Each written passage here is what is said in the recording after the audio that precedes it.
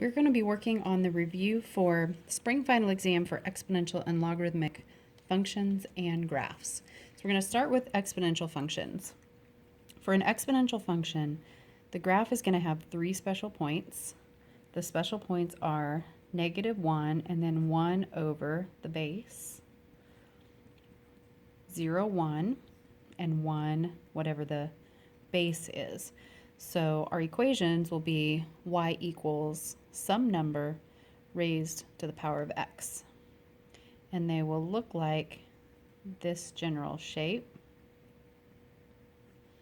They have a horizontal asymptote at y equals 0. Their domain is going to be all real numbers, and their range is going to be y is greater than 0. So we're going to graph these with transformations. So we first want to start by identifying which is the base. The base is what has an exponent raised to it. So here the base is 2. So we want to list the original 3 points. So they would be -1 and then 1 over 2. 0, 1, and 1, 2. Now we're going to transform those points so they won't end up in that same spot, but that's where they start, and it also starts with a horizontal asymptote at y equals 0. When we do the transformations, we're going to start with the transformations that are closest to the x variable. So this one right here is what we're going to do first, and that is a shift to the right 1 because it's subtracted. So when we shift right 1, what we're going to do is we are going to add 1 to all of the x's. So each ordered pair, I will add 1 to the x's. So this first point goes to 0, 1/2. The next one goes to 1, 1. And the third one goes to 2, 2. We do the same thing with the horizontal asymptote, but since it's a y, it stays y equals 0. The next thing we're going to do is the multiplication that's out in front. And that does a stretch of 2. So what we're going to do is multiply all the y's by 2 to make the graph taller. So my new ordered pairs will be 0, and then 1/2 times 2 is 1. 1, and then 1 times 2 is 2. 2, and then 2 times 2 is 4. We multiply the horizontal asymptote by 2, which still gives us 0. And then our final transformation is shifting up 2. To shift up 2, we're going to add 2 to all the y's to shift up. So my ordered pairs will end up at 0, 3, 1, 4, 2, 6, and my asymptote will end up at y equals 0 plus 2, so y equals 2. On the graph, we put the asymptote as a dashed line, and then we'll put our 3 ordered pairs on there, 0, 3, 1, 4, and 2, 6. Now our graph has to have the same shape as the parent function. So when I graph that, one end is going to go along the asymptote. I'm going to hit those 3 points, and the other end zooms out towards infinity. So this would be the shape of my graph. Then I also need to list the domain and range. The domain for all exponential functions is all real numbers, and the range is going to go from the horizontal asymptote towards like bigger than the horizontal asymptote, or if the graph is pointing down, it will be smaller. Since this graph goes up, it's going to be all y values that are greater than 2. This graph, we're going to start by identifying the base, which is what we have raised to a power of x. So in this problem, the base is 1/2. So we'll list our original 3 points. They're going to be -1 and then 1 over the base. So if I do -1, 1 over means flip it. So if I flip 1/2, I end up with 2. So this point will be negative 1, 2. And then 0, 1, and 1 base, which is 1/2. I start with a horizontal asymptote at y equals 0. Then for my transformations, again, I need to start with the one that's closest to the x. So that's right here, and that is a shift left 1. When I shift left 1, I take all my x's and subtract 1. So negative 1, 2 becomes negative 2, 2. 0, 1 becomes negative 1, 1. And 1, 1/2 becomes 0, 1/2. Y equals 0 is not an x, so it stays y equals 0. The next transformation is out front here, and it is a stretch of 5. When we stretch, we're going to stretch the y coordinates. So I'm going to take all of the y's times 5. So the first ordered pair will be negative 2, 10. The second will be negative 1, 5. And then we'll have 0. And then a half times 5, we'll just go with 2.5.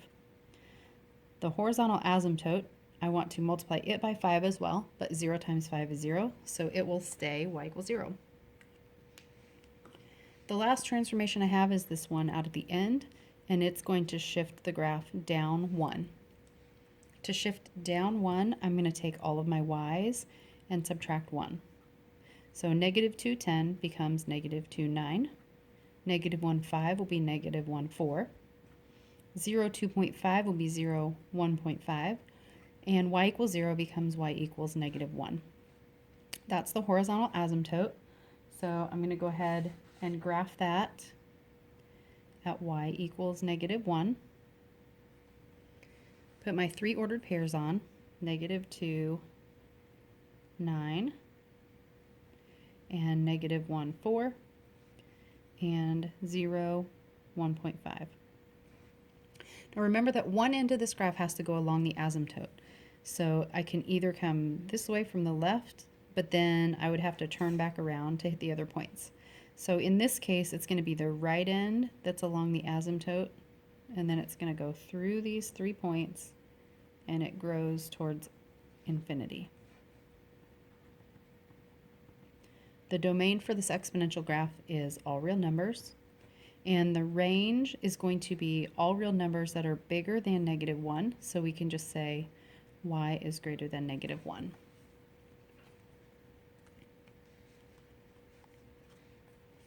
Okay, let's look at this investment problem.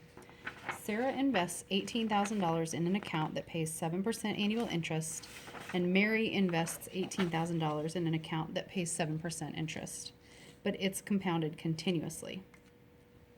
After 40 years, who has more money? We have a slight error in this formula. There should be a P in front of there. So we have two formulas here. We have A equals P times 1 plus R to the T, and A equals PE to the RT. One of these is for compound continuously, and the other is for annual interest. It's the one that has the parentheses that is for annual interest, and the one with the E is continuous. So we have Sarah that's investing in the annual account, and Mary that's investing in the continuous account. For the letters that are in the formula, A is going to be the amount of money that you end up with after a certain amount of time has passed, and that's for both of the formulas. Then the P is what we call the principal, which is how much money you start with. The R is going to be the interest rate made into a decimal.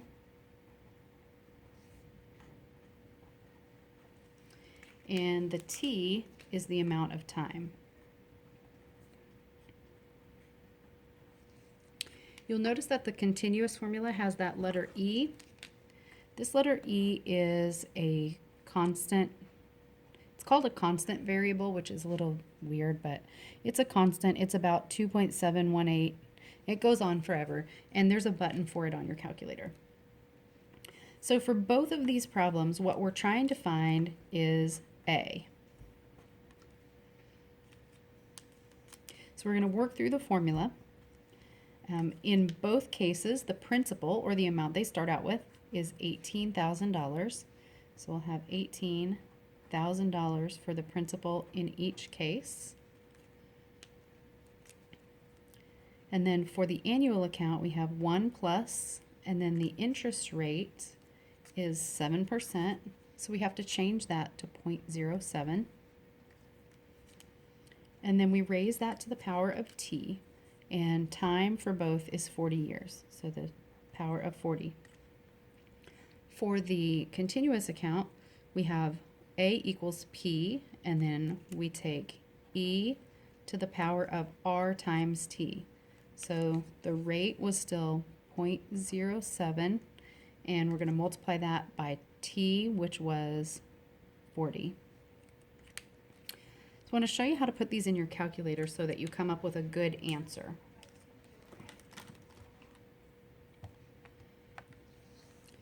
When you're working with the annual formula, you want to start out by doing what's in parentheses, just like the order of operations. So 1 plus 0.07 gives us 1.07. And then we're going to raise that to the power of 40. So I can just hit to the 40th power. That's going to give me this number, 14.97, and then I take that times 18,000. So that gives me a value of $269,540.24. That's how much Sarah is going to have. Let's see how much Mary has. For Mary, we can just do hers all in one computation. I'll just take 18,000 times, and then we need the e to the button. It's right here. It's kind of next to the 4, and I have to do second ln to get the e to the. So e to the. And then I need 0.07 times 40. Now it's really important that I close my parenthesis after I do 0.07 times 40. Then we hit enter, and we see that Mary has $296,003.64. So in comparing who has more money, we can see that Mary has more money.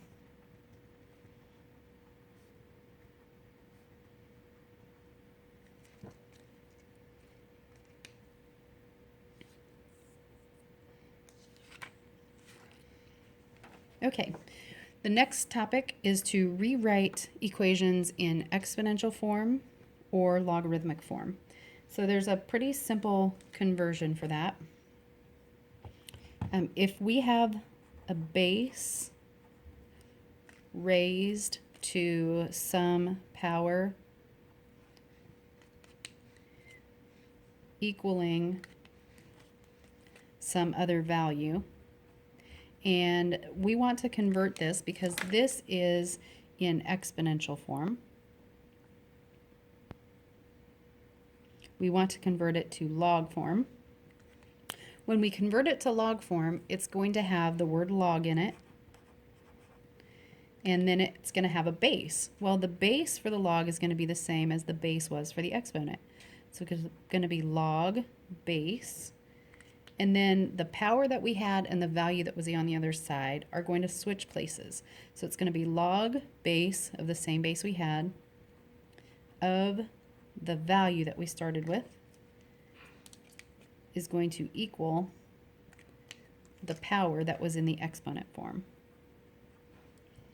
So we're just going to follow this pattern whether we're switching from log to an exponent or whether we're switching from exponent to a log. So we'll start with number 5 here, converting this log into an exponent. So we want to see what's the base of the log. 16 is the base. So I'm going to start out with 16 as my base. And then these two variables, the x and the y, are going to switch sides. So instead of the 16 being on the same side as the x, now the y is going to be with the 16, and it's going to be up in the exponent, and it's going to be equal to x. Let's try another one. log base at y of x equals 5. So this right here is the base. So I'll write that as the base of y, switch these two sides to the 5th power equals x. Now it works exactly the same way in the opposite direction. Number 7 is 15 raised to the power of r equals 16. So in this case, the base is the 15. So we'll write it as log with a base of 15. Switch the r and the 16. So log base 15 of 16 equals r. Same story on number 20. Excuse me, number 8. 20 is the base. So I'm going to make log with a base of 20. Switch those two. Of 1 equals x.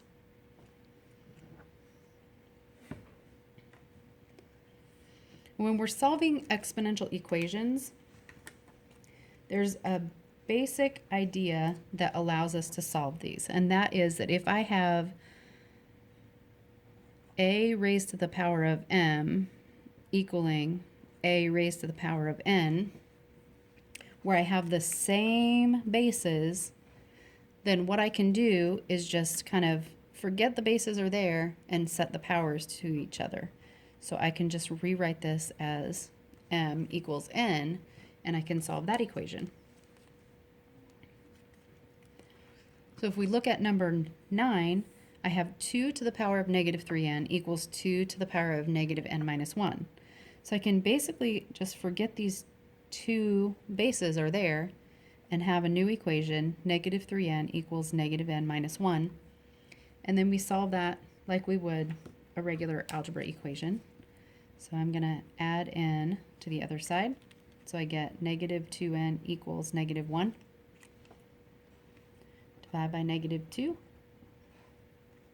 And I'm getting that n equals 1/2. Number 10 is very similar. I have a base of 2 to the negative 2p equals a base of 2 to the 4. So I can just rewrite this as negative 2p equals 4. Divide both sides by negative 2. And I get p equals negative 2.